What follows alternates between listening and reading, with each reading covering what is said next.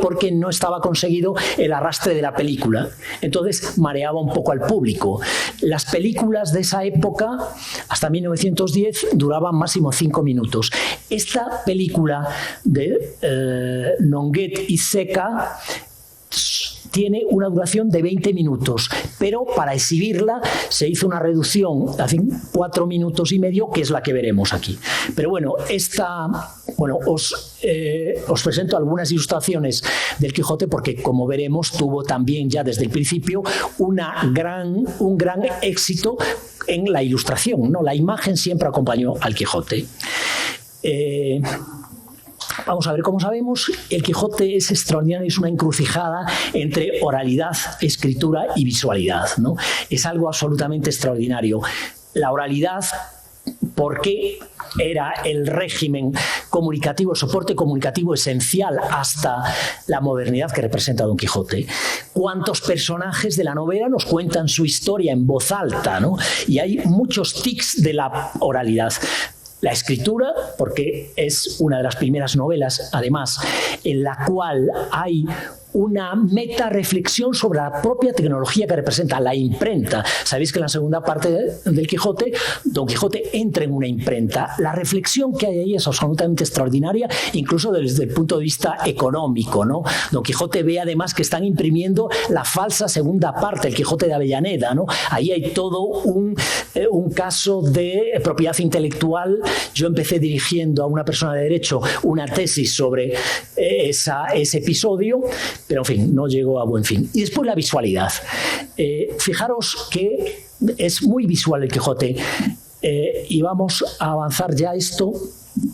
Aquí tenemos la descripción minuciosa de una tecnología preaudiovisual, la famosa aventura de la cabeza encantada de don Antonio Moreno. Como sabéis, ahí tenéis una representación. A Don Quijote le hace preguntas a esta cabeza y esta cabeza responde. Y se nos describe incluso con los materiales como esta es una tecnología preaudiovisual que se llamaban los tubos acústicos en el siglo XIX. O sea que la voz iba por un conducto, unos tubos de estaño, y llegaban, y por eso podía responder, porque abajo en un espacio estaba una persona que respondía, ¿no? Es una tecnología preaudiovisual. Pero es que además la propia aventura cervantina tiene un desencadenante visual. Es la percepción visual de Don Quijote y la corrección que hace Sancho, ¿no? Aquí tenemos una muy ingenua representación de la aventura de los molinos de viento, y vamos a ver cómo en muchas películas también vemos lo que ve Don Quijote a través de su monomanía caballeresca, ¿no? Entonces, Don Quijote ve algo. Él cree, por la deformación caballeresca que sufre, ve gigantes, y Sancho le rectifica esa visualidad y le dice, no, son gigantes. O sea que el desencadenante de la aventura quijotesca es puramente visual. Tenemos muchísimas representaciones, supongo que reconoceréis aquí algunas. La de arriba a la derecha, no sé si la conocéis, pero es de Picasso. Arriba a la izquierda es de Saura. Bueno, ahí es yo creo que la pareja protagonista más representada de la historia. Pero la propia pareja protagonista tiene una visualidad realmente candente. Si ahora... a propósito, me encanta el edificio de la biblioteca, y yo os voy a pedir que cuando acabemos nos vayamos todos a hacernos una foto delante de esa maravillosa biblioteca que tenéis. Es un mural, ¿no? Un mosaico. Es de una belleza y de un mexicanismo extraordinario. Bueno, pues si ahí ponemos fuera 200 personajes de la literatura universal, y ahí ponemos a Hamlet, a Macbeth, a Beatrice, a Fausto, a Marcel, los únicos que serían inmediatamente reconocibles por casi todos serían Don Quijote y Sancho. Es decir, la fuerza de ese contraste entre Don Quijote, que es alto y delgado, y Sancho, que es bajo y más voluminoso, no vamos a caer en gordofobias, más voluminoso, tiene sería un reconocimiento visual inmediato, ¿no? Y creo que el resto de los personajes no lo reconoceríamos, porque cualquiera puede ser Hamlet, cualquiera ser Macbeth, etcétera, etcétera. Bueno, Aquí una cuña publicitaria, ya Daniel citó esta obra mía, La máquina maravillosa, tecnología y arte en el Quijote. Fijaros qué maravillosa portada, es una de las portadas de mis libros que más contento estoy. Esta obra recibió el premio Sial de ensayo, pero no premio nacional. Pero ahí veis a Don Quijote y Sancho sobre clavileño, que era a propósito un autómata, era una tecnología muy interesante, y esto se utilizó en los años 20 en un anuncio de publicidad de gasóleo para aviones clavileño. A propósito, esta imagen me la proporcionó un buen amigo de Daniel, el profesor José Manuel Lucía Mejías, que, como sabéis, es el gestor del Banco de Imágenes del Quijote, y él dirige esta colección en la editorial Sial, y bueno, me ilustró maravillosamente este libro, y cuando me trajo esta imagen para la portada, pues José Manuel es así de maravilloso. Bien, vamos a ver todas las tecnologías en las cuales el Quijote ha desplegado su visualidad. La ilustración, desde el primer momento, sobre todo en Alemania, hay ediciones ilustradas maravillosas. Tapices, es una novela que encontró inmediatamente en los tapices franceses de Gobelin la versión de la novela, ¿no? Ahí son muy conocidos esos tapices con las diferentes aventuras de Don Quijote. Linterna mágica, en una exposición comisariada de nuevo por José Manuel Lucía Mejías en la Biblioteca Nacional sobre el Quijote, se exponían los cristales pintados con las aventuras de Don Quijote, que se podía ver una versión para proyección en linterna mágica. Publicidad, hemos visto esa publicidad de gasóleo para aviones clavileño, pero vamos a ver la primera peliculilla que os voy a poner de los años 20, es publicidad con Don Quijote de Aspirina Bayer.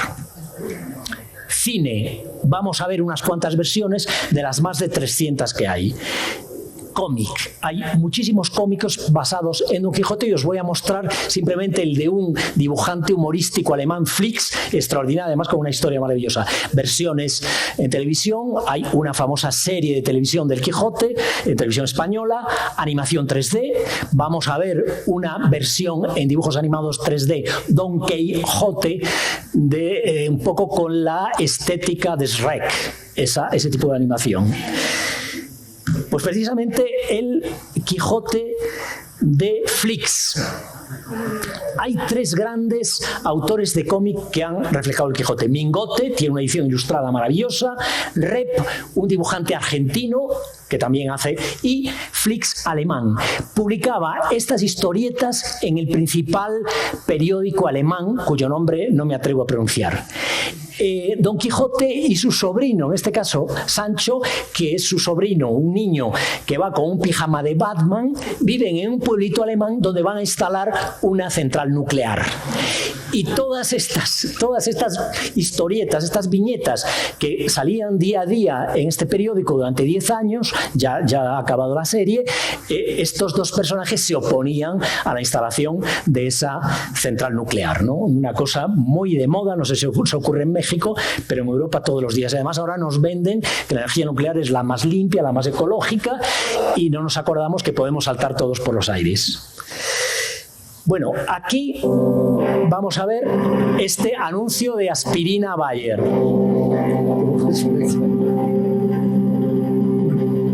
1923.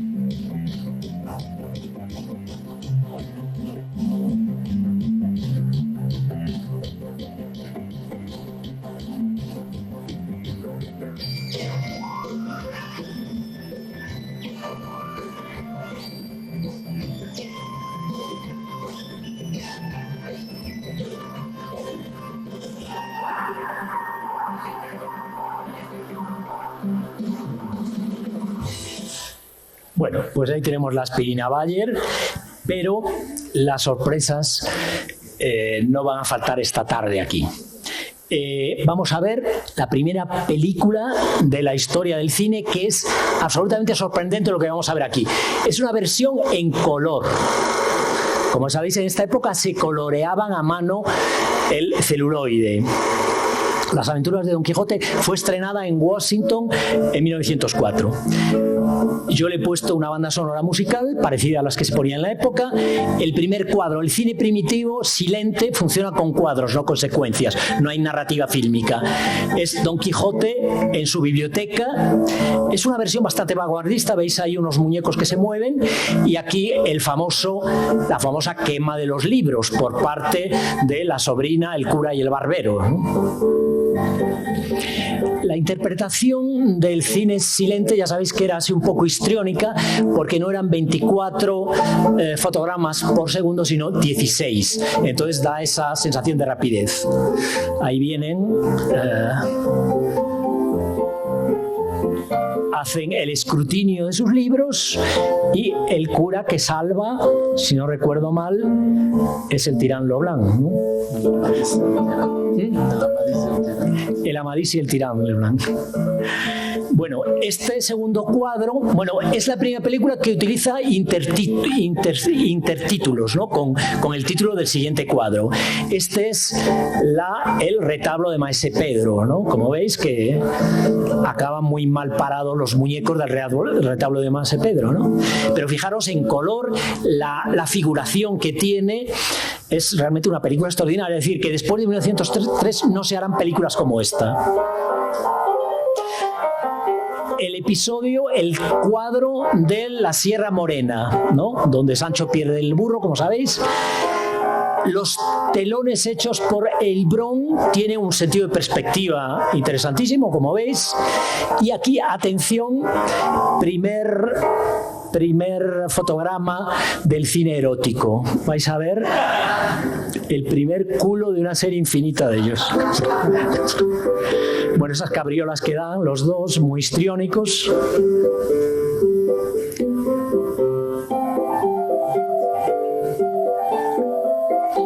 Bueno, aquí viene un cuadro absolutamente que nadie sabe cómo pudieron hacerlo. La famosa naufragio en el río Ebro. Pero fijaros esa ventana donde están los molineros y Sancho y Don Quijote en la barquichuela sobre el río Ebro. Nadie sabe cómo en 1903 pudieron hacer esto. Es algo absolutamente sorprendente, ¿no? Los que están dentro del molino, la molinera y el molinero, están dentro de esa ventana y fuera Sancho y Don Quijote cayéndose al agua.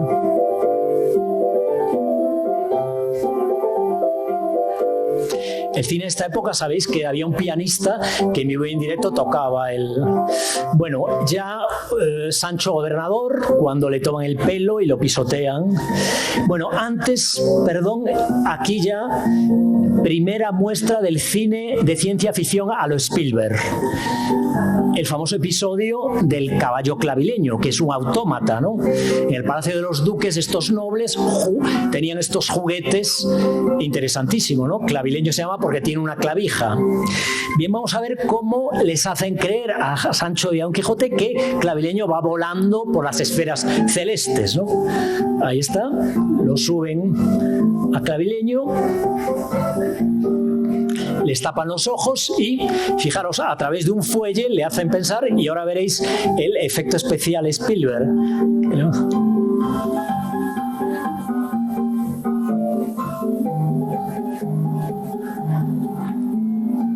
Bueno, y ya pasamos al Sancho gobernador en el Palacio de los Duques.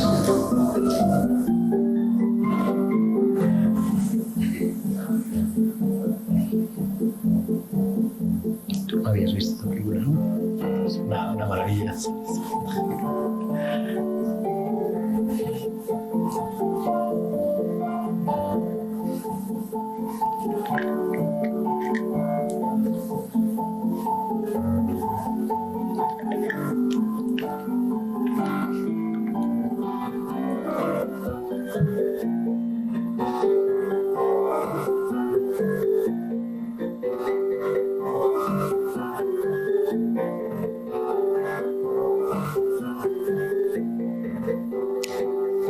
los soldados lo pisotean. Bueno, el último cuadro, La muerte de Don Quijote, aquí no han restaurado el color. Bueno, se ve ahí una interpretación muy histriónica de Sancho y Don Quijote.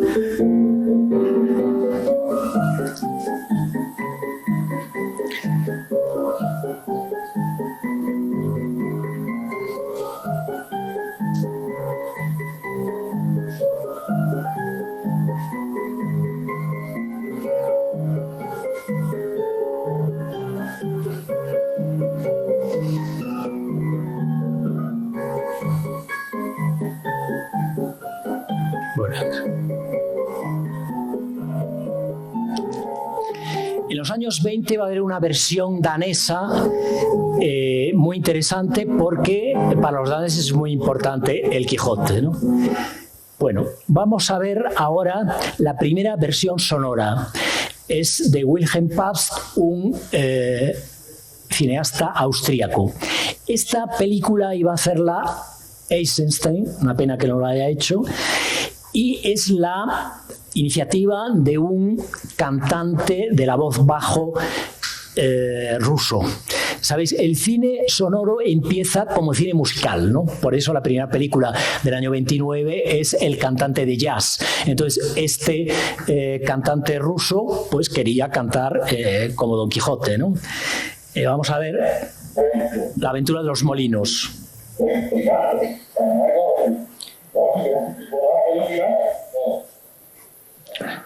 Subes, bueno.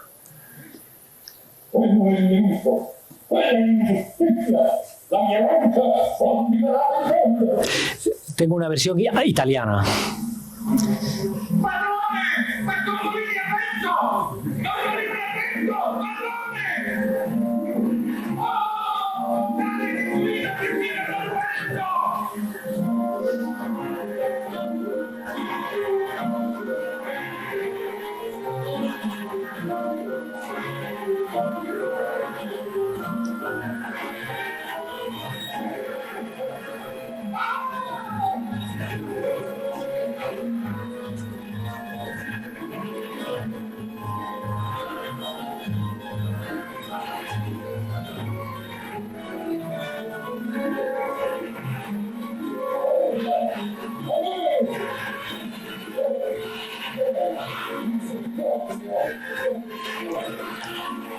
A propósito, como sabéis, mañana es el Día Internacional del Libro por la fecha de la muerte de Cervantes y de Shakespeare, aunque cambian los calendarios, y yo creo que es una buena celebración esta que estamos haciendo esta tarde aquí.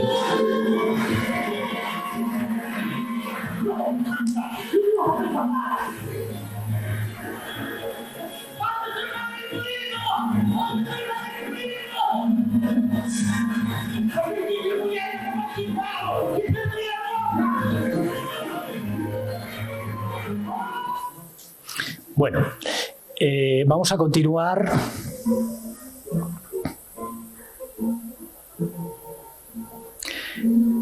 Con este Quijote, que es cine franquista 100%, Rafael Gil en 1947 hace una versión del Quijote que quiere ser muy fiel a la novela.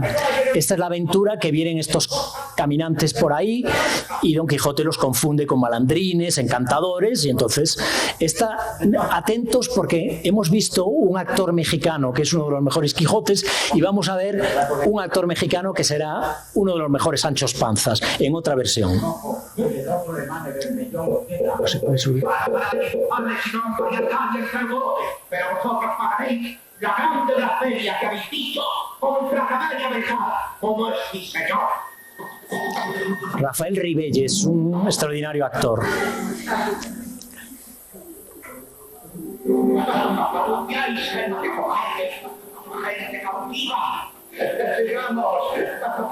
Y confesad todo cuanto se quiere.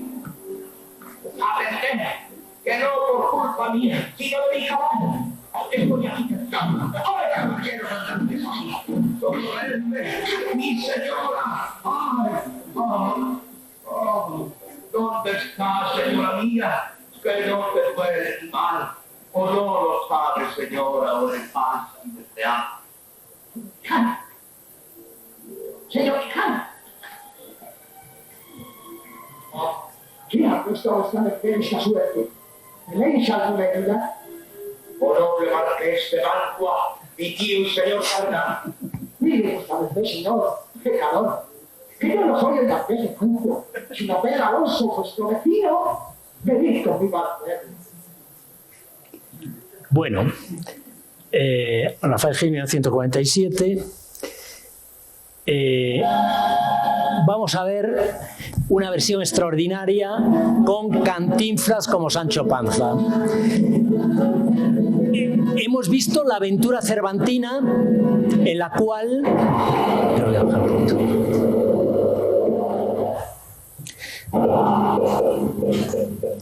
en la cual Don Quijote ve algo, lo modifica de acuerdo con su locura, su monomanía comportamental. En esta película vamos a ver muy atentos cómo lo que ve Don Quijote lo transforma, pero vais a ver lo que ve. La primera de las aventuras es esa aventura en la que llega una dama en un coche de caballos y Don Quijote cree que es una princesa que han raptado. Vais a ver lo que es y es muy divertida. Y el mérito de esta película, porque es una meta-aventura cervantina, es de Carlos Blanco, su guionista, un tipo con una cultura cervantina extraordinaria, ¿no? Y hace una vuelta de tuerca de la aventura cervantina. El Cantinflas es Sancho y...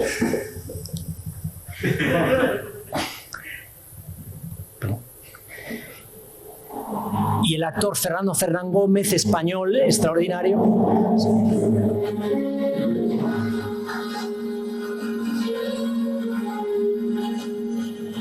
¿Conocías esta versión?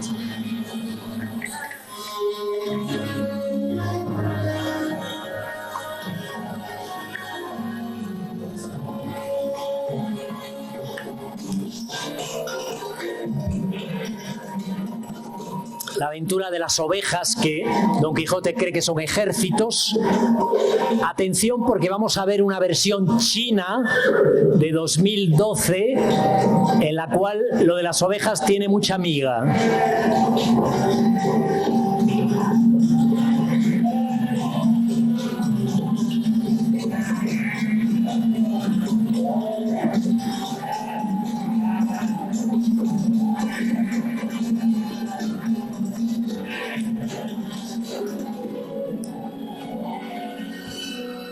Carlos Blanco, el guionista, fallecido ya.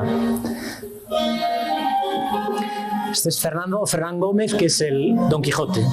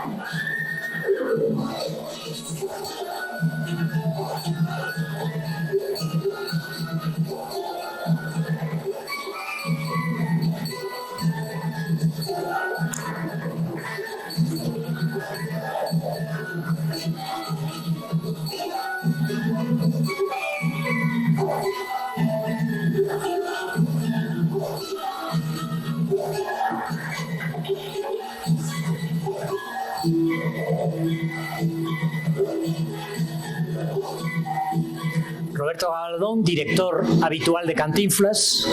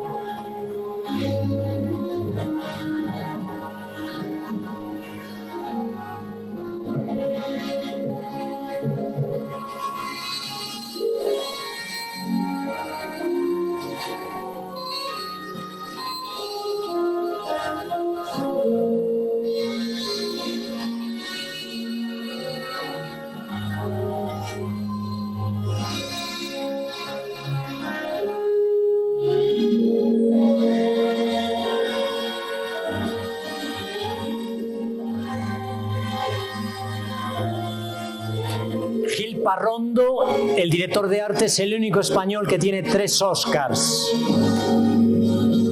Almodóvar solo tiene 2 de momento.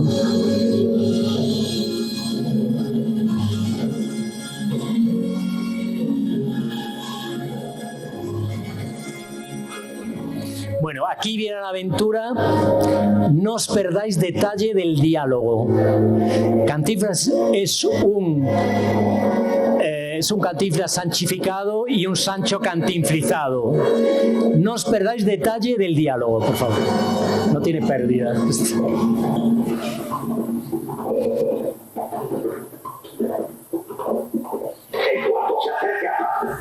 cómo sabe que trae secuestrada a una princesa? Los caballeros andantes olfateamos la injusticia. Es un todo. ¿Y cómo se llama esta princesa? Raspapón. ¿Y el papá? Las más hermosas del mundo. ¿Y por qué la traen secuestrada? Quiere casarla con un príncipe. Pero ella ama a Helena. Vaya, hombre, sí. Juro entregarla a Helena como gran rey. Calma, señor, la casaré. ¿Y en qué trabaja este suministro? Es trabajo. Trabajador. Si lo quiere cambiar por un príncipe, pues yo creo que ha de estar loca, porque sé, cuando yo tiene un jugador, apenas le ganará 3 doblones al mes, que no le alcanzan ni de doblarnos, ¿no? Eso ha sido los impulsos de su corazón. ¿Qué pasó de impulsativo? ¿Por qué no tiene también sus impulsos? ¿Y qué? ¿Pero cómo que hacer? El señor se da coraje jugarse la vida con un impulso ajeno, para que se quede por el plano. ¡Oh, está morir! ¡Ayúdame esta vez más!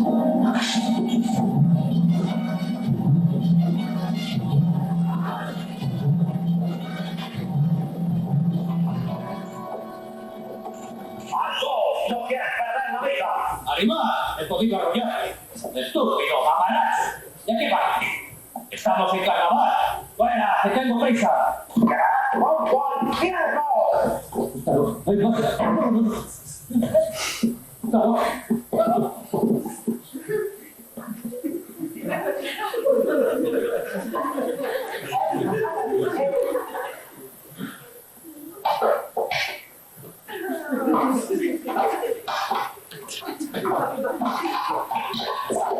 Yo me estoy herido. ¿Usted cómo se encuentra, señor? ¡Ha sido una batalla feroz! Sí, pero ya verás.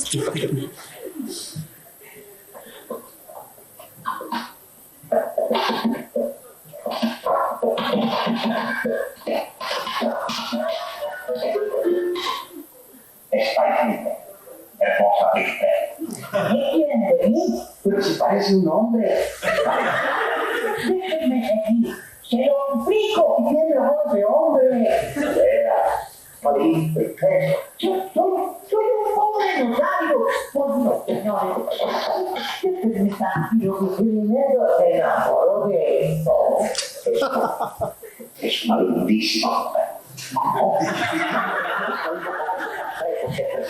Mago, usted me había dicho que transformaba una princesa. Sí, bueno, ruiseñor. Pero esto tiene más de señor Ruiz que de ruiseñor. Y eso, jamás leí las transformaciones totales. Nunca imaginé Claro, usted tiene que la transformación, porque yo dije cómo lo dejó.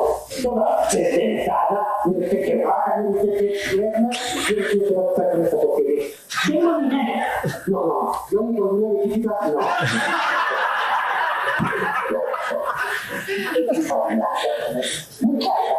Soy Don Quijote de la Mancha.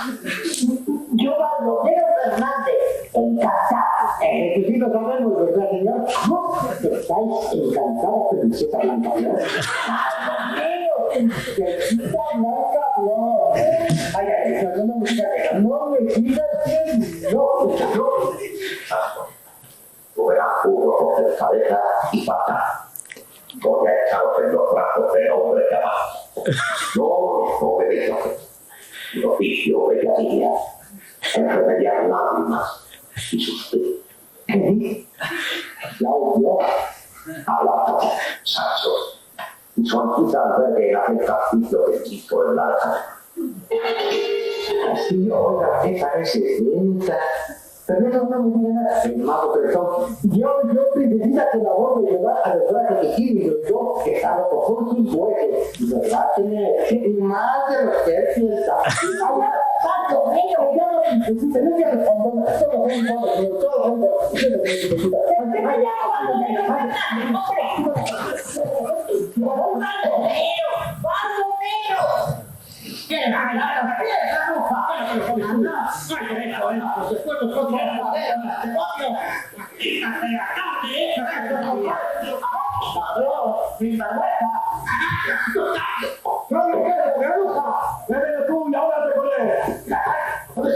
Hemos pedido un caldero, ¿entiendes? ¡Un caldero!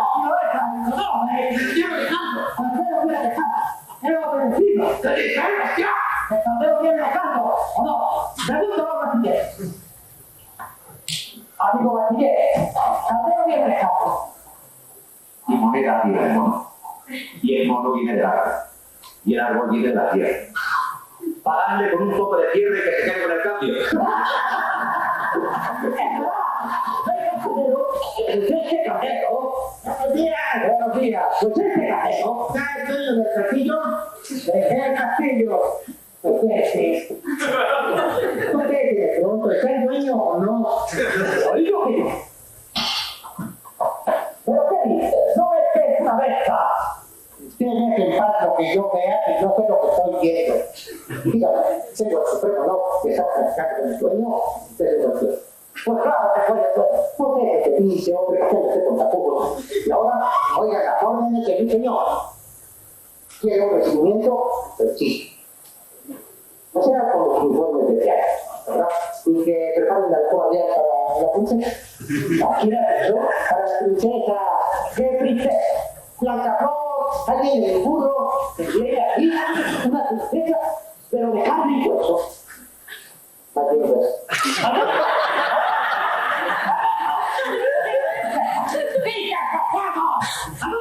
¿Cómo de que tiene una princesa, hombre?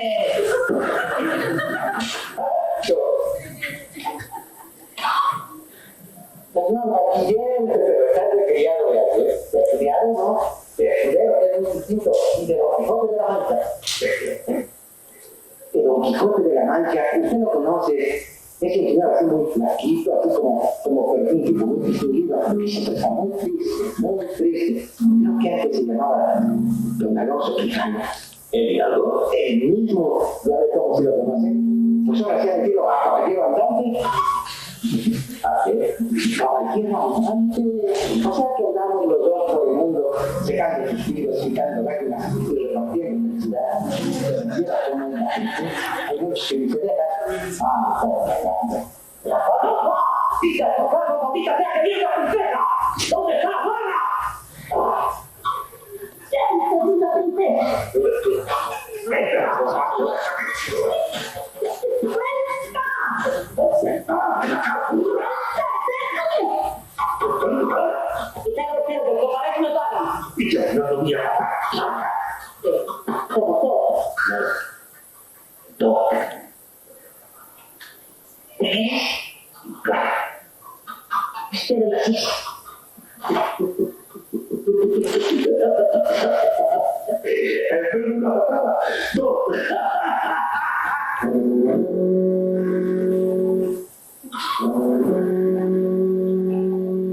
Conquiste un reino que va a ser muy pronto, porque anda muy entusiasmado, que va a ser conde, duque o gobernador.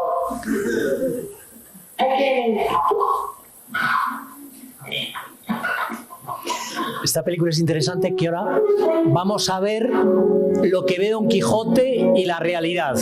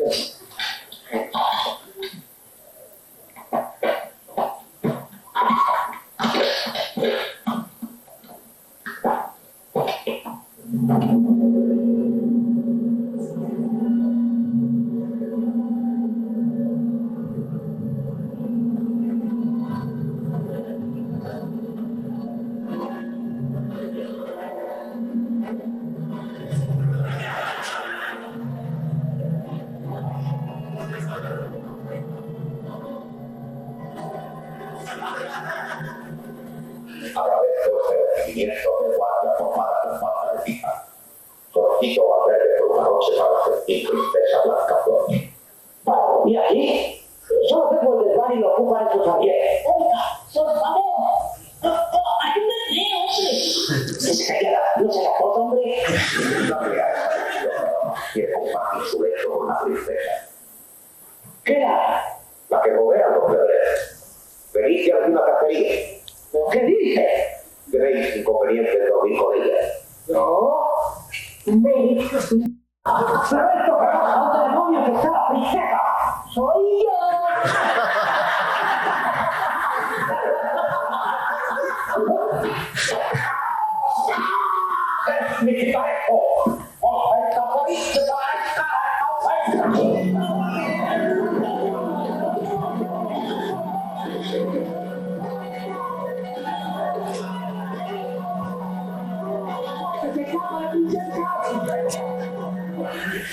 Bueno, como veis, realmente una versión muy interesante y en coproducción hispano-mexicana, ¿no? Y con Cantinflas, que hace como habéis visto, un Sancho Panza extraordinario, y el plan de la película es gracias a ese guión extraordinario de Carlos Blanco. Bueno, vamos a continuar, que nos quedan varias sorpresas, ¿no?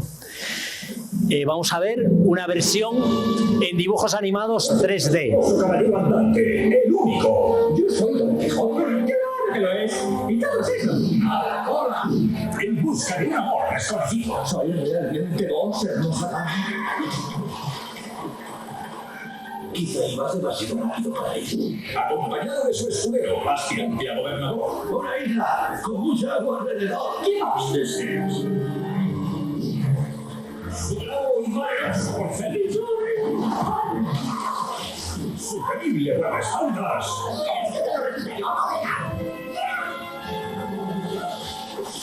Y un burro que crees. Soy un caballo y ya no vale que no conozca la verdad.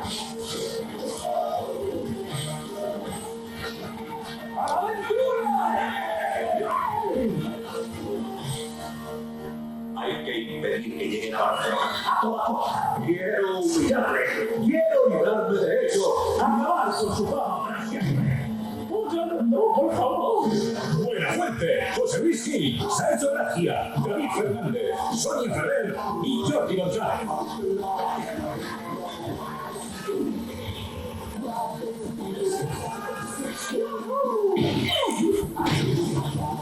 Los productores que quieren llega el peliculón de esas navidades. ¡Olvídalo, Don Quijote! ¡No merece la pena! ¡Tu tarea está al final! ¡Seguiré mi destino! ¡Y yo digo! Don Quijote. Bueno, al menos llegaremos a casa. Bueno, como veis, todas las estéticas, y ahora vamos con la versión china, que juega con la estética del videojuego, los samuráis, aunque es algo japonés, pero que ha incorporado la cultura china. Y atención, porque os decía que Don Quijote ve ovejas y en su imaginación las transforma en soldados. Aquí los chinos han entendido esto al revés, y son los soldados los que se convierten en ovejas.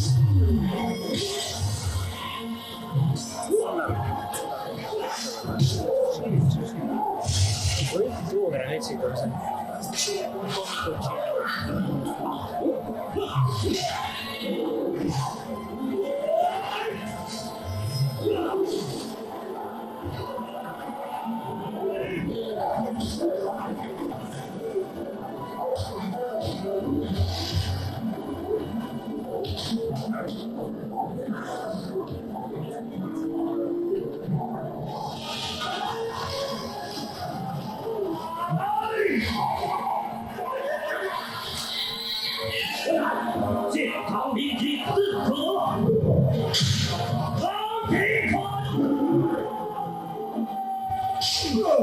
Este es un cómico muy conocido en China que estaba soñando. 招你得地了。这位老兄，你的养母有事儿。作为大侠，我身手轻重自有拿捏。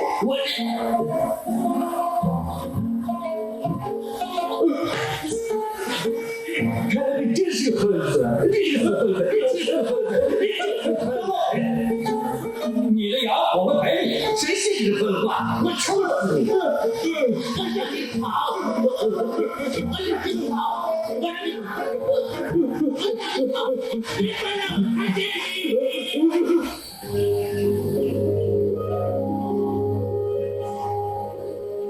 ！Bueno, ya veis que es la estética típica de el cine chino actual, ¿no? Es como os decía, es un cómico muy conocido en China que hizo esta versión que tuvo mucho éxito. Bien, Hollywood en los últimos años ha hecho varias versiones, ha tratado de hacer varias versiones del Quijote. Hay una a principios de los 2000 de Peter Yates. Ayer comentaba que en ese caso Dulcinea, por ejemplo, es de raza negra. Y recuerdo que a mí la prensa me dijo, oye, ¿qué piensa usted de esto? Y dije, bueno, pues que en primer lugar en el Siglo de Oro hay muchos personajes mulatos y de todo tipo de razas, y además en este caso era nada más y nada menos que Vanessa Williams, ex Miss Mundo, una Dulcinea perfecta. Bueno, vamos a ver de 2015 esta versión de Hartman, una especie de versión en código western, típicamente del cine americano. Vamos a ver. Not so long ago, in the village of La Manche, lived a gentleman who quite lost his mind. I am Don Quixote of La Mancha. He rode out and traveled the country in search of adventure. I get you the deed. Glad to meet you, Senor Don. I'm Sancho Panza. My destination lies in the hands of destiny. Okay. You mock me, sir. No. I'm just drunk. George, you want You okay? Squire. Oh, that's it. Do you ever dream of glorious adventures in faraway lands? You think he's blind? So he's not. Then you punish the guilty. Help the less fortunate. You seem like an educated fellow. Educated indeed, but persecuted for my good. Release these men, and I will let you go in peace. I will hunt you down, even if you try to conceal yourself like a lizard. To become the most noble knight in the world, and that's to fight the King Jorus. Find us to kill us. Oh, yeah. Forces of darkness control the world. Shh. Did you not want to wake Oh, child. We must fight to protect your knight's honor.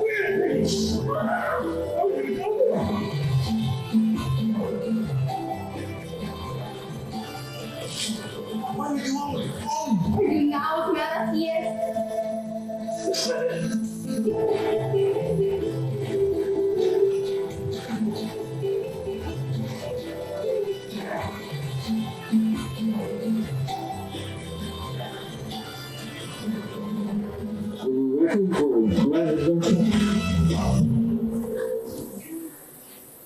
Bueno, vamos a ver un tráiler de una versión que la grabábamos ayer, de 2018, que es un proyecto de Terry Gilliam, como sabéis, uno de los miembros de los Monty Python.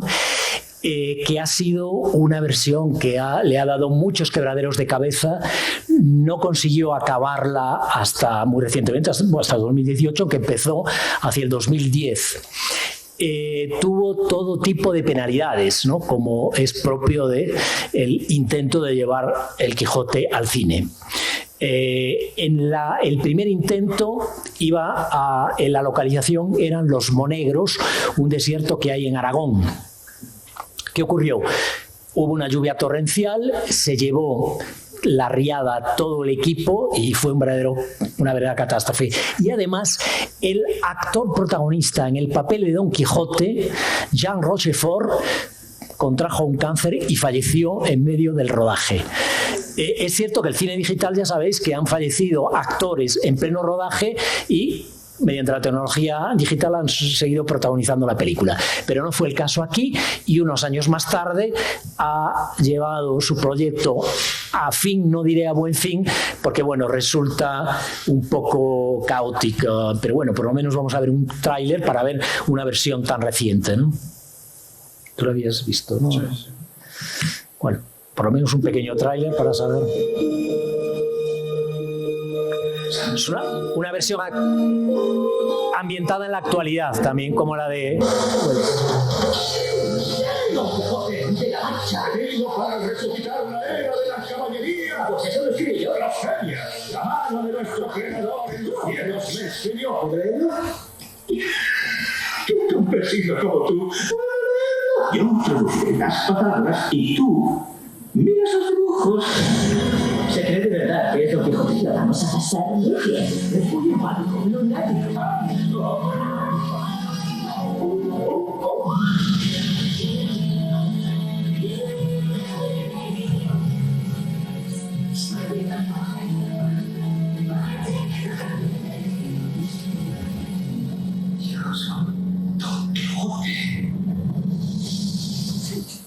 Bueno, como veis es una versión un poco loca, y yendo ya hacia el final, porque me interesa que haya una interacción, que hagamos preguntas, que comentemos, yo diría que tantas versiones y tan actuales algunas de ellas nos hace pensar que el mensaje de Don Quijote es un mensaje muy actual además en los tiempos que corremos. Como sabemos, Don Quijote es un monumento al idealismo, a la utopía, es alguien que sale al mundo a librarlo de las injusticias, a librar a los que están sufriendo penalidades, a los desfavorecidos, y creo que es un mensaje muy importante en el mundo actual, en el que las figuras más prepotentes, y podemos pensar en 4 o 5 que tenemos todos en la cabeza, alguno vive aquí cerca y juega al golf no tan lejos de aquí, que están oprimiendo a medio mundo, ¿no? Incluso en sus propios países, ¿no?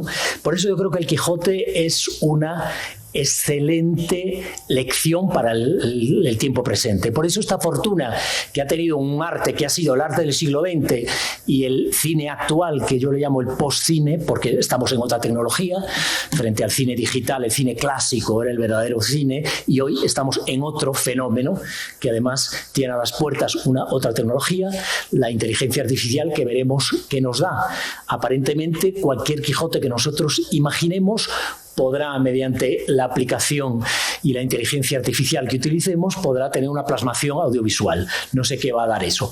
Pero bueno, lo importante es que es un mensaje de una obra de finales del siglo XVI que hoy tiene, por suerte o por desgracia, una enorme vigencia, y que los valores narrativos y visuales que están en esta novela han sido pues explotados por estas tecnologías más propias de nuestra época, ¿no? Entonces creo que el Quijote tiene mucho que decirnos todavía. Es una lección que debemos difundir también cada uno de alguna forma, y aquí tenemos esta última imagen, es el Quijote precisamente de Mingote, un extraordinario dibujante humorístico de español. Publicaba sus viñetas en el diario ABC y ilustró un Quijote extraordinariamente, ¿no? Aunque pongamos este fin, es para abrir, si se me permite, una... como hay muchísimas películas, yo he tenido que seleccionar algunas, ¿no? Pero Por eso, muchas gracias por vuestra atención y pasemos al...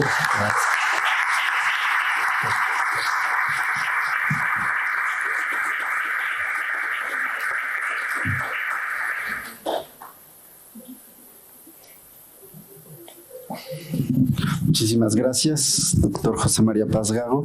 Y pues tienen el micrófono. ¿Quieren hacer alguna pregunta, sugerencia, quijotada?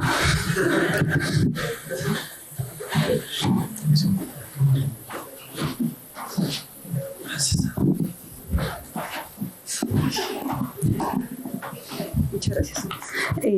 Hola, muchas gracias por la conferencia. Me llamó mucho la atención, para mí, la escena icónica del Quijote es la de los molinos. Me llamó muchísimo la atención que en esta versión de 1903 no aparezcan escenas mucho menos conocidas. O sea, no, están casi cualquiera menos la icónica. No sé si hay alguna... Bueno, primero si se conserva completa la película o podemos asumir que se perdió ese cacho, o si más bien hay alguna explicación o podemos elaborar al respecto de por qué no está esa escena justo en la primera película. Muchas gracias. Bien, gracias por la cuestión muy pertinente. Como dije, conservamos la cuarta parte de esa película. Eran 20 minutos y se redujo a 4,5, ¿no? Que era lo que los espectadores soportaban entonces, ¿no? Porque insisto que los proyectores Lumière, a propósito, lo que inventaron los hermanos Lumière en 1895 es algo que no se ha superado a día de hoy. El cinematógrafo Lumière, el mismo aparato, servía como aparato de grabación y de proyección. No conozco ahora mismo ningún aparato que pueda grabar imágenes y proyectarlas con el mismo aparato. Pero bueno, entonces, como no estaba perfeccionado, pues se conservan solamente estas escenas, que es lo que se distribuyó. No se ha encontrado. Esto se conserva en el Museo del Cine de París, donde yo la encontré, pero no sabemos el resto. Yo he publicado, hay un libro publicado por el Festival de Cine de Alcalá de Henares, se llama Cervantes e Imágenes. Ahí tengo un artículo largo sobre esta película. Y sí, hay algunos elementos de una especie de guión que se hizo de la película y yo ahora mismo no recuerdo si está la de los molinos de viento, pero probablemente. Ahora, supongo que te habrá sorprendido la perfección técnica de esta película, ¿no? Es asombrosa, ¿no? El cine empieza como cine documental. Los hermanos Lumière, las primeras películas que conservamos es la señora Lumière dándole la papilla al niño. Es el primer corto de cine cómico es La Rosera Rosé, el regador regado, cuando está regando con la manguera se mueve y se moja. Y va a ser Méliès el que empieza a hacer sus fantasmagorías, a darse cuenta de que el cine es un buen instrumento para contar historias de ficción. Por eso estos recurren al Quijote y el propio Méliès recurre a Verne, al viaje a la luna, ¿no? Pero bueno, sí que tienes razón que yo suelo escoger los fragmentos de los molinos de viento, pero en esta ocasión no se conservó esa aventura.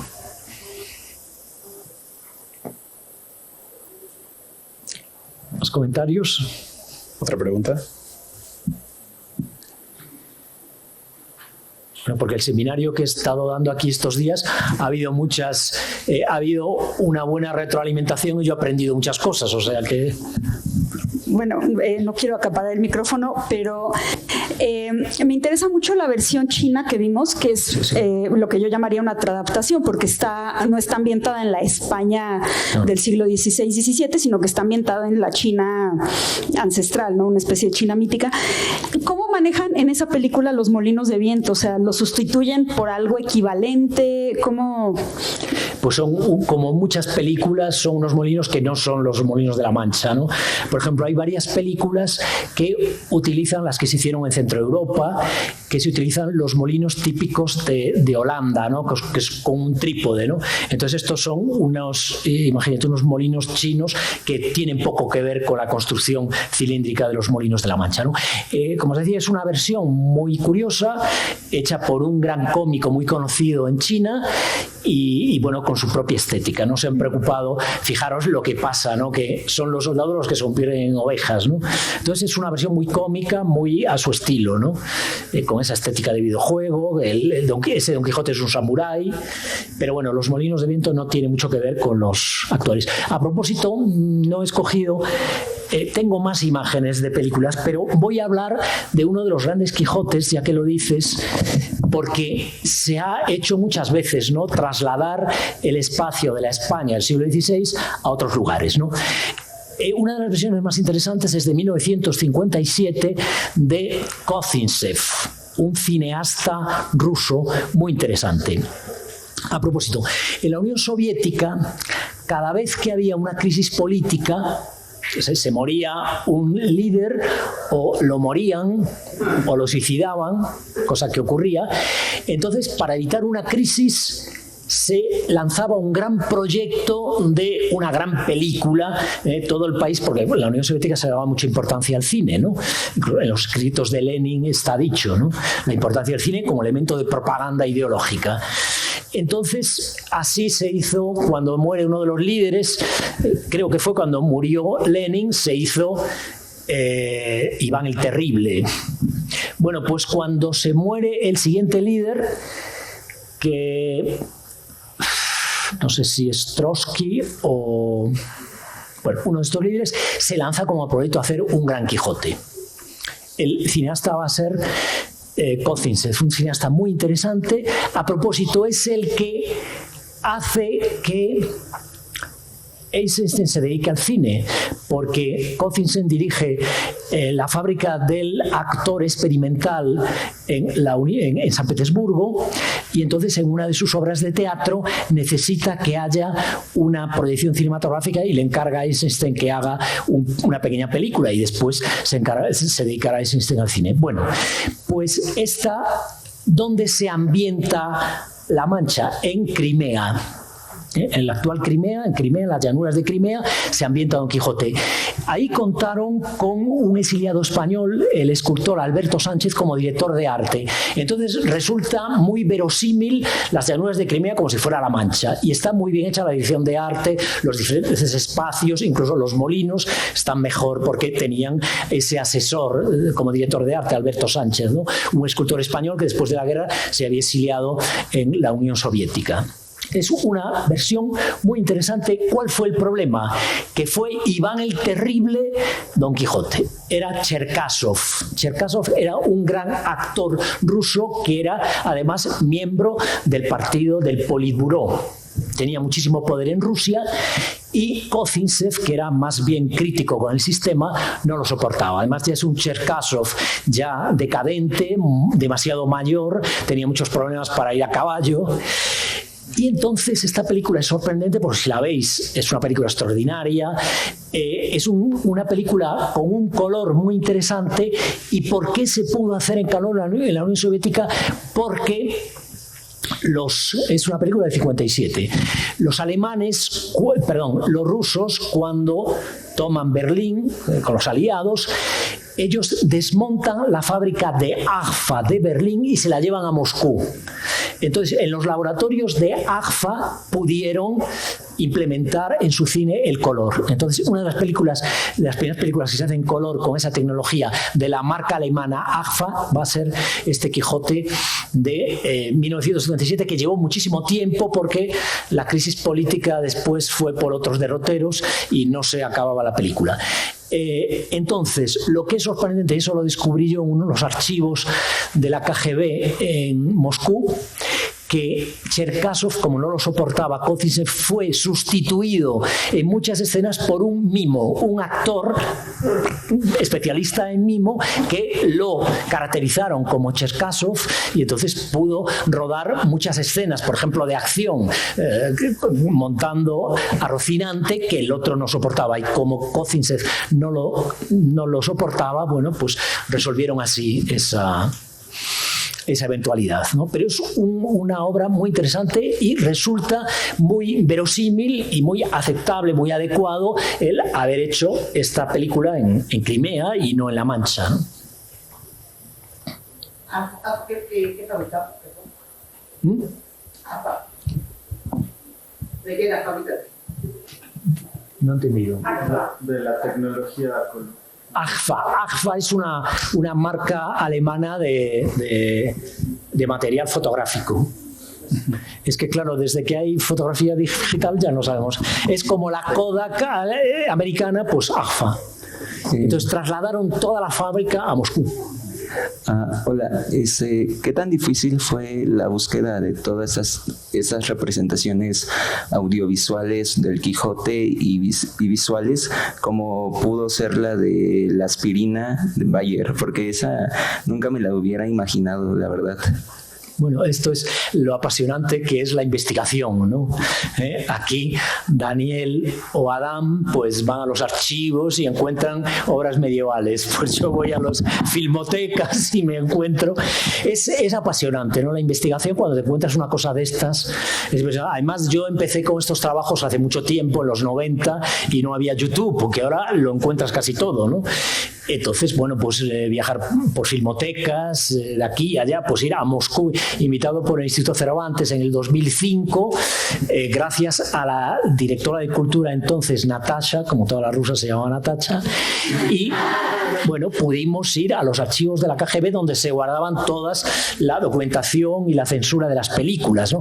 A propósito, el edificio de la KGB en Moscú es un sitio increíble.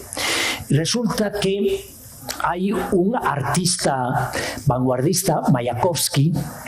Como sabéis, fue un tipo que era muy interesante, Mayakovsky, un artista de la vanguardia de su época, y él sí fue suicidado por la KGB. Entonces, sus amigos lograron que el museo Mayakovsky está dentro de las oficinas de la KGB, y es un museo que os recomiendo, pues es una maravilla para el arte de vanguardia, es extraordinario, ¿no? Pero lograron ese homenaje, los que lo habían matado, tener ahí su museo, ¿no? Entonces, ahí con Natasha pudimos acceder a una caja donde estaba toda la documentación y nos enteramos de esto, de que el actor fue doblado por un mimo, ¿no? Porque Kozinsev era más bien crítico con el sistema, Cherkasov era el actor oficial del sistema, se lo impusieron en estas grandes superproducciones y eso ocurrió, ¿no? Pero bueno, vas encontrando estas cosas y es... bueno, yo la mayor emoción que fue cuando encontré la de 1903, ¿no? Eso sí que es 20 años antes que la de la aspirina Bayer, ¿no?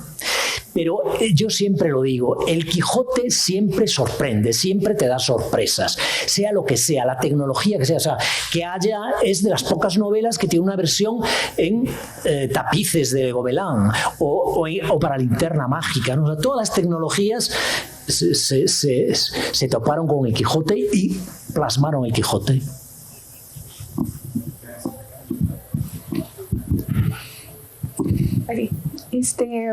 Muy entretenida la exposición, muy graciosa, pero bueno, mi duda va más relacionada a las clases donde revisamos el Quijote con el profesor Adam. Hay un pasaje, La cueva de los Montesinos, que mientras veía la exposición pensaba que sería como un pasaje en la pantalla grande muy onírico, muy surrealista.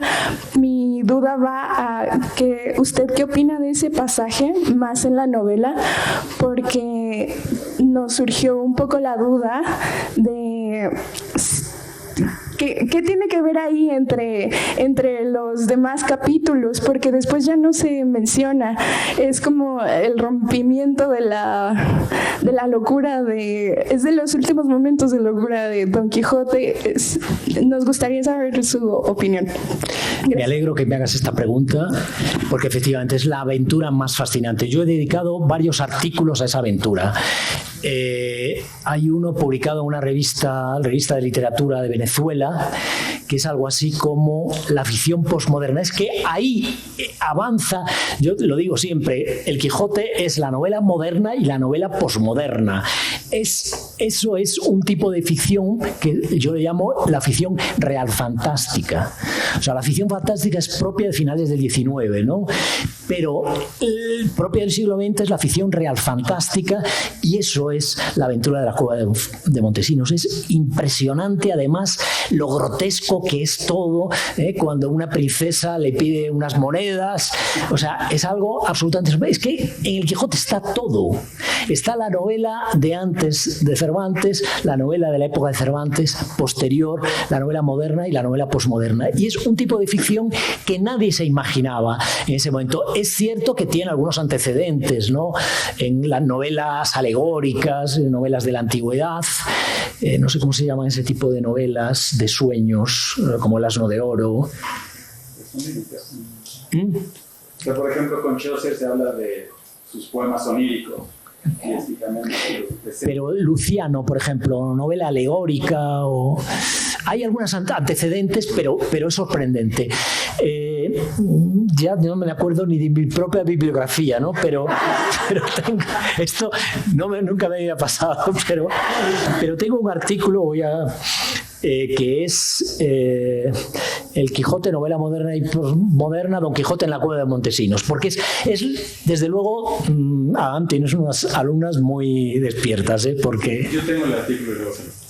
¿Tienes el artículo? Bueno, pues es que ahí está la clave. Y también en Semiótica del Quijote hablo de toda la tipología de ficción que hay en el Quijote, y ahí se anuncia algo absolutamente adelantado a su tiempo, ¿no? Es una aventura. Además, nunca sabes si es algo soñado o es algo real, ¿no? Y además incluso está el que baja por la cuerda a un espacio y después resulta que no, que está ahí al lado. Entonces es realmente sorprendente, ¿no? Si la ficción fantástica, dice Todorov, produce en el lector una incertidumbre a la que se da una explicación racional, más o menos, bueno, pues es lo que ocurre aquí. Hay una incertidumbre, no sabes dónde estás, no sabes. Es una cosa absolutamente original y genial, ¿no? Y después se le da esa clave, ¿no? De que es una aventura soñada, ¿no? Pero sí, desde luego están afinando tus alumnos.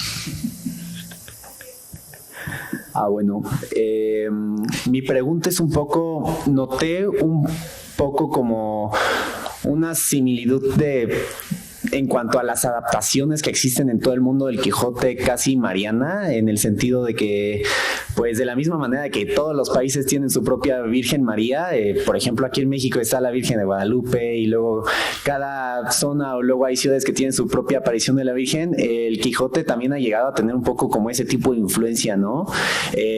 Los chinos tienen su propio... Bueno, o sea, similar. Claramente no la misma. No, pero... Este símil entre el Quijote y la Virgen de Guadalupe no lo había oído. Por ejemplo, los chinos hicieron su propia versión del Quijote, luego los estadounidenses ahí tienen su propia versión de Hollywood. Entonces mi duda es un poco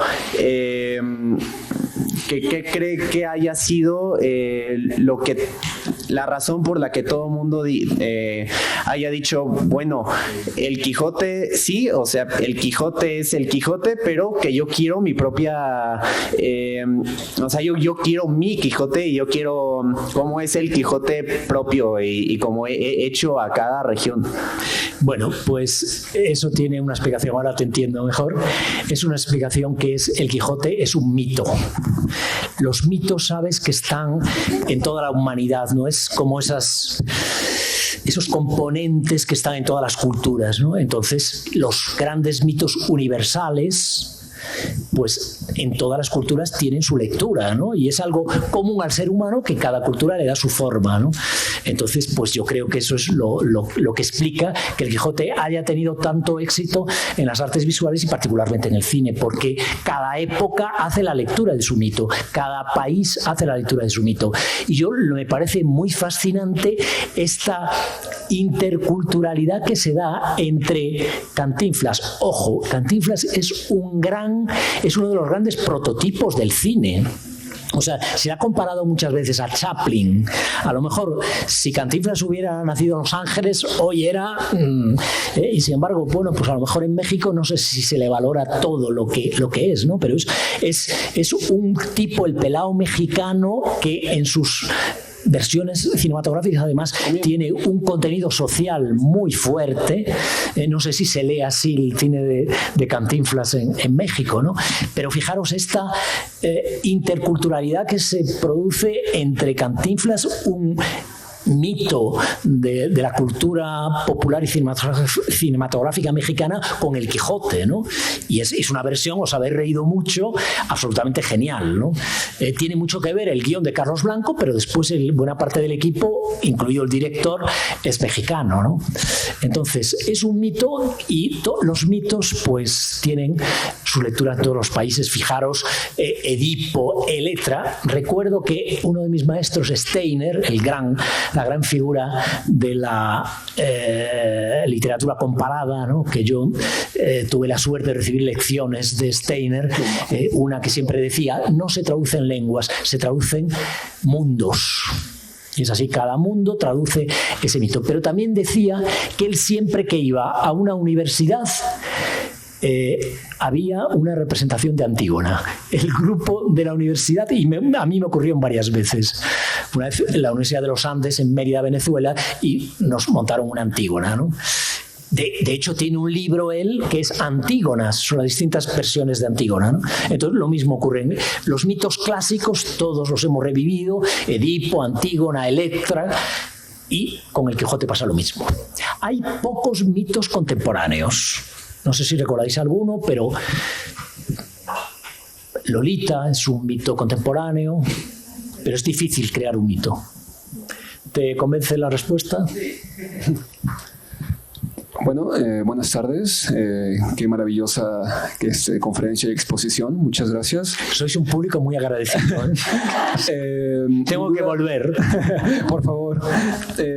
Mi pregunta iba más inclinada respecto a El Quijote en el cine, porque me causa muchísima curiosidad cómo es que sí se ha visto una figura del Quijote transformada dependiendo de las culturas a las que lleguen.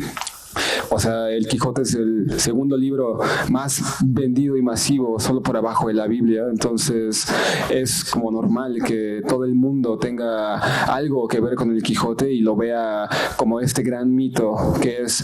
Pero a pesar de todo eso, yo, que realmente no me podría considerar de ninguna manera un sabedor del cine o un erudito del cine, pero ¿por qué cree usted que El Quijote no ha llegado a ser tan reconocido, tan adaptado y tan llevado de forma masiva a los grandes cines, a las grandes epopeyas cinematográficas?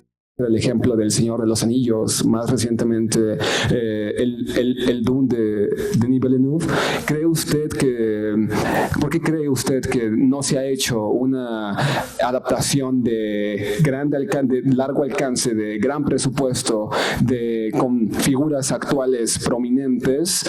¿Y cree usted que la posibilidad de que esto sea posible llegue pronto? Esa es mi pregunta. Bueno, es que yo no lo veo como tú lo dices. O sea, yo creo que se han hecho grandes propuestas. Es decir, lo veíamos ayer Pedro Páramo estos días. Pedro Páramo siempre se pensó en él como en la gran película del cine mexicano. El Quijote igual. El Quijote ha habido unas expectativas. Lo que pasa es que le pasa lo mismo a las películas del Quijote que le pasa a Don Quijote. Don Quijote fracasa continuamente, ¿no? Y a propósito, voy a meter aquí una píldora de teoría literaria quijotesca. El Quijote es el primer héroe de talla humana. Los héroes anteriores a Don Quijote son superhéroes. Lo pueden todo. Un caballero andante, aquí tenemos especialistas en novelas de caballerías, de un espadazo mataba a 100 enemigos. Don Quijote no, Don Quijote pierde. Por eso decimos que es la primera novela moderna, porque es el primer héroe de novela que es como nosotros, con sus victorias y sus derrotas. Ese es el gran mensaje del Quijote, ¿no? Que es esto lo dice Juan José Saer, ese gran escritor argentino, dice, es el primer héroe de talla humana. Y después de él vendrán muchos héroes de talla humana también, ¿no? Ese es el gran quiebro. Entonces, hubo grandes proyectos de hacer grandes películas del Quijote, pero ha habido sus fracasos, ¿no? Por ejemplo, el de la primera versión sonora, ¿no? Que es ya cuando el cine ya es una industria importante, ¿no? Con los años 30 empieza el cine clásico norteamericano, que es el gran fenómeno comercial que antes no existía, ¿no? Entonces, pues iba a dirigirlo Sergei Eisenstein, que era el gran director de la época, pues no pudo ser, no lo dirigió el director del acorazado Potemkin. Se barajaron varios actores muy importantes de la época y no pudo ser. Las canciones que cantaba Don Quijote se encargaron a un gran compositor francés y después no se pusieron de acuerdo, no le pagaron los derechos y esas canciones no están en la película. Entonces ahí fallaron elementos, porque Don Quijote también fracasó eso.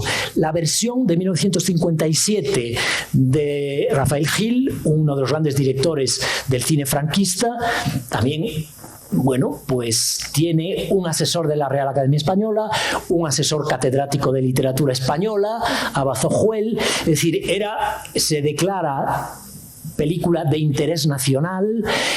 La música es del maestro Halter, el gran compositor de la época, una música muy de época, pero con todos esos elementos, pues la película resultó excesivamente mediocre. ¿Por qué? Porque querían ser tan fiel al libro que el peso del Quijote, como veíamos con Pedro Páramo, pues aplasta la película. Entonces, una película,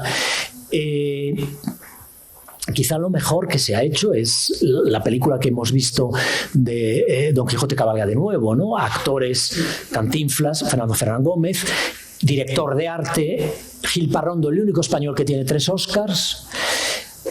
Bueno, hay muchos elementos, hay unos actores secundarios extraordinarios y es una película muy interesante. Ahora, El Señor de los Anillos es otro tipo de fenómeno, ¿no? Es un fenómeno, bueno, más comercial, pero a mí no me preocupa que el Quijote no sea tan comercial. Nunca será tan comercial. Es decir, eso es la diferencia que hay entre Don Quijote de la Mancha y el Código Da Vinci. Entonces, pero bueno, ya digo, Orson Welles, para mí el mayor director de la historia del cine. Orson Welles, Ciudadano Kane. Quizá en todos los rankings de películas figura Ciudadano Kane como la primera. Bueno, pues Orson Welles nunca acabó su película, empezó a propósito, y aquí de nuevo el papel de México, empezó a rodarla en México. Por eso Don Quijote lo hace un actor mexicano. Aquí no la acaba, se va a Yugoslavia, continúa la película en Yugoslavia, de ahí a Italia, y la acaba en España. No la acaba, vamos, intenta acabarla. Y sí que os cuento porque esa película, Un Quijote de Orson Welles, hubiera sido, y se conservan secuencias extraordinarias, al que os voy a comentar algunas. Esa hubiera sido la gran película, ¿no? Pero ocurrió de todo, ¿no? Ocurrió de todo, y además, como después de 35 años, porque empezó con ella en el año 50 y murió en el año 85. Intentaron 2 personas acabarla, y entonces ocurrieron los siguientes desastres. Uno fue Jess Franco, que aparece en una de las películas. Jess Franco, Jesús Franco, no sé si lo conocéis, un director, un cineasta español que vivía en los Estados Unidos, muy interesante. Tomó toda la cinta que había, el celuloide que había. Es que las cajas de celuloide de esta película, yo he pensado escribir una novela sobre esta película, porque las bobinas pasaban de un lado a otro. Entonces, Welles, para ambientar la España de los años 60, compró muchas bobinas del Nodo. ¿Qué era el Nodo? Creo que solo hay 2 países en el mundo que han tenido el Nodo: España y México. El Nodo era una especie de películas que se ponía en los cines. Yo sé que en México se hizo, porque Carlos Velo hizo esas películas.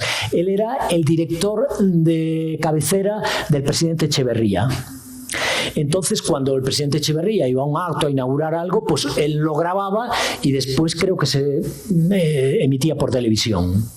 Yo no sé si algo esto. Pero bueno, Carlos Velo sí que todas las hazañas del presidente Echeverría las filmaba. En España pasaba algo parecido con Franco. Entonces Franco iba a la Semana Santa de Sevilla y lo filmaban, nuestro dictador. No digo que Echeverría fuera un dictador, era un revolucionario. Bueno, entonces, por supuesto que no, era elegido democráticamente, ¿no? Bueno, Jess Franco confundió el metraje del nodo con lo que había filmado Wells y lo montó. O sea, un desastre. Se ve la Semana Santa de Sevilla tal cual, pero que no tenía nada que ver con la película. Después, su viuda, Oda Collar, también hizo un montaje del Quijote. En fin, unos disparates, ¿no? Entonces, esa película Os cuento dos escenas de esa película, dos secuencias. Don Quijote va con Sancho Panza a los Sanfermines. Entonces están allí los Sanfermines, los toros llegan persiguiendo a la gente, estos locos que van detrás de los toros o delante, que algunos reciben una cornada, casi siempre es algún gringo despistado que va por allí, son los que mueren. Y resulta que en un momento determinado Don Quijote salta a la arena y persiguiendo a los toreros para salvar a los toros. Genial. Y después hay una escena fascinante. Don Quijote va buscando a Sancho y entra en un bar. Y en el bar hay una televisión. Y Don Quijote se queda mirando la televisión y en la televisión se nos muestra el lanzamiento de un cohete a la luna. Entonces hay toda una reflexión increíble. Esto solo podía hacer Orson Welles. Don Quijote mirando una televisión donde hay el lanzamiento de un cohete a la luna, ¿no? O sea, fíjate qué metarreflexión entre tecnologías, ¿no? Entonces, yo no echo de menos que haya una superproducción de gran éxito del Quijote, porque el Quijote ya tiene éxito de por sí. Y no es el Código da Vinci. Y bueno, El Señor de los Anillos sí es una obra de Tolkien, por supuesto, de valor, pero bueno. Tenemos tiempo para una. Hola, pues muchas gracias igual por la conferencia, ha sido muy magnífica. Y bueno, justo hablando de pasajes, uno de nuestros pasajes favoritos en clase también fue el discurso de Marcela y también el de Dorotea, y justo nosotras hicimos un como trabajo final de un podcast sobre estos discursos con la voz femenina, y nosotras nos preguntábamos, ¿usted qué piensa? ¿Cómo reaccionaría el público ante este tipo de discursos actualmente? ¿Y cómo se representarían en el cine? ¿Cómo sería el impacto social? Porque de por sí en el libro es muy fuerte. A nosotras nos interesó muchísimo el tema y nada, bueno, ¿qué piensa de eso? Bueno, que efectivamente el Quijote está todo, incluso hay estas mujeres empoderadas, ¿no?, que tienen un discurso feminista. Esto en el siglo XVI pues era impensable, ¿no? Pero Cervantes tiene esa genialidad. No he visto esos discursos, a lo mejor son poco cinematográficos, no los he visto reflejado en películas, ¿no? Pero yo creo que os decía, el mensaje del Quijote es un mensaje necesario, y tiene una carga social y de todo tipo que hay que reivindicar. El que tenga estos personajes femeninos con tanta fuerza, que son mujeres libres, pues es una más de los valores de esta novela, ¿no? Lo que sí te diré es que el Quijote, ¿sabéis quién le dio su trascendencia? No fuimos los españoles. Es decir, el Quijote pasó el siglo XVII como una obra cómica, más o menos. Sí que hubo una gran repercusión. A propósito, estamos en América. Sabéis que ya en 1605 llegaron 300 ejemplares del Quijote a Cartagena de Indias y ahí empezó a difundirse. Esto todo lo trato en La máquina maravillosa, ¿no? En todas las artes visuales, también la ilustración y el teatro, las mojigangas. Empieza a haber ya en 1606, ya hay mojigangas con con dos personajes en América que son Don Quijote y Sancho, ¿no? Entonces, no se le dio la trascendencia a la novela.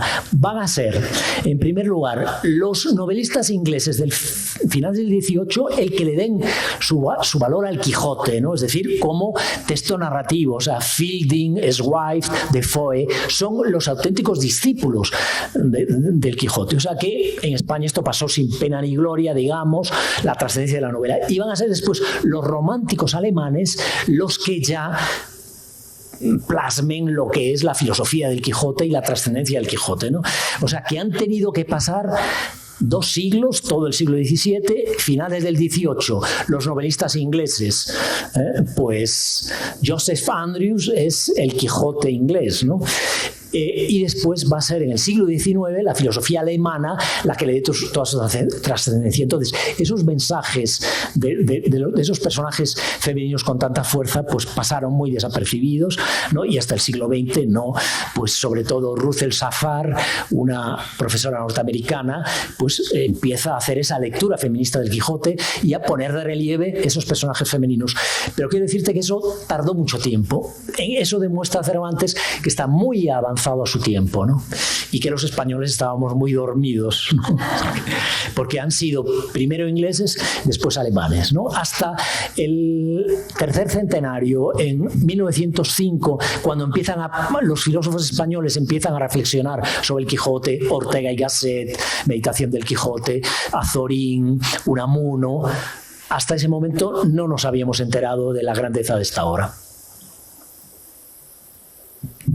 Bueno, pues muchísimas gracias. Como siempre, el tiempo es un tirano. ¿Quiénes les dieron al Quijote la publicidad? Dice que no fueron los españoles. No. Ingleses, finales del 18, los novelistas ingleses, Defoe, Swift, estos, y después los filósofos alemanes, ¿no? Hay una traducción alemana de Tieck, y a partir de la lectura de Tieck pues van a llegar tanto los románticos como los posrománticos, ¿no? Es decir, Schopenhauer le da mucha importancia, es decir, los filósofos alemanes, los Schlegel, todos son los que le dan la importancia que no nos enteramos. Bueno, pues como les decía, el tiempo es un tirano. Nada más, quizá un aviso parroquial, ya que estamos en la visualidad del Quijote y el asunto de que cada quien tiene su virgen. En la UNAM hay un mural del Quijote, no sé si lo conocen, de mosaicos en la entrada de la Facultad de Veterinaria. Esa es una historia, a José Manuel lo llevamos en su momento y está recogido en el banco iconográfico. Entonces, oye, yo os diré que en Morelia, porque este viaje mío empezó en Morelia hay varias representaciones. Es más, tenía que haberlo colgado. Hay una plaza donde hay una estatua de Cervantes. Entonces yo estaba por allí con una profesora y había una tuna. Entonces había un jovencísimo tuno y le digo, ¿sabes quién es este? No, Cervantes, no sabía quién era. Y le digo, es el que escribió el Quijote. Me dice, pues tenemos una canción del Quijote. Y la cantaron allí, yo la grabé en vídeo con la... extraordinario. Morelia es muy cervantina, casi tanto como... la Facultad de Veterinaria. Y Guanajuato. Sí, Guanajuato. Bueno, nada más para cerrar, yo quiero agradecer a los miembros del Seminario de Técnicas y Metodología de la Investigación Literaria por el apoyo para la organización de los eventos con el doctor José María Pazgago y en especial al doctor Adam Vázquez, que ha sido piedra fundamental de que estemos hoy aquí reunidos. Entonces, muchísimas gracias, Adam, y sobre todo muchísimas gracias al doctor José María Pazgago por su generosidad con la universidad estos 3 días. Gracias.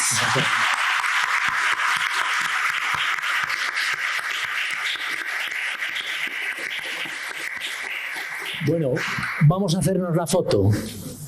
Es que, venga, los que lleguen ahí delante de esa fachada de la biblioteca, ¿qué os parece? Sí. Pues allá vamos.